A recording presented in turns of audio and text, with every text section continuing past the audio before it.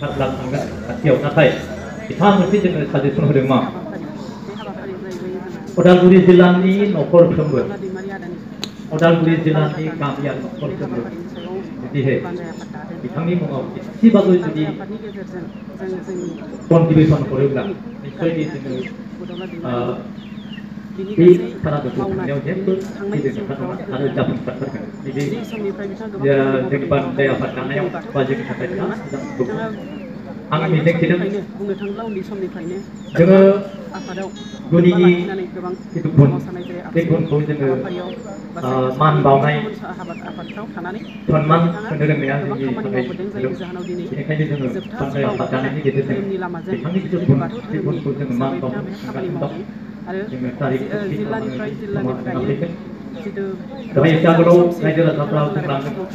साफ्रोमबो बिबुंथिगिरिनिफ्राय माखासे मोजां सुबुरुन बेरखांदों जे बेवहाय अकल उदालगुरि जिल्लानिल' मानसि जानाय नङा जोङो सारा आसाम बा आसामनि बाहेरानि माखासे हादोरफोरनिफ्रायबो बेयाव बिथांखौ मोजां मोनग्रा बिथांखौ सिबिग्रा बिथांखौ सन्मान होग्रा गोबां आलासि फैनानै बेयाव मान बावगोन बिथांनि सिया जाहाथे इसोरजों एसेबाबो माने जायगा मोनगोन बेनि थाखाय जोङो मान बावदों बिथांखौ हांख्रायगोन आरो बेबादिनो बिथांमोनहा फैगोन हिसाबै दहाय बुंनाय बादिनो माने रोजा रोजा मानसि मिनिमाम माने 15-20,000 बिदि गेदारिं जानो हागौ बा जनसंख्यानि बाना जानो हागौ नैबेफोरनिखौ दहाय स्पिचआव माखासे जोंहा सानसुमै गेदेमा बिथांमोनहा बुंलांखादों बेबायदिनो जोङो साग्रिद जानानै आलासिफोरखौ जों बानजायनाया जोंनिनो खामानि जागोन बेनिखायनो नोंथांमोननि हेफाजाबाव मददाव जों दिनै मोनसे गोख्रों बानजाय आफाद दाबाय आं सानदों उदालगुरि जिल्लाया बे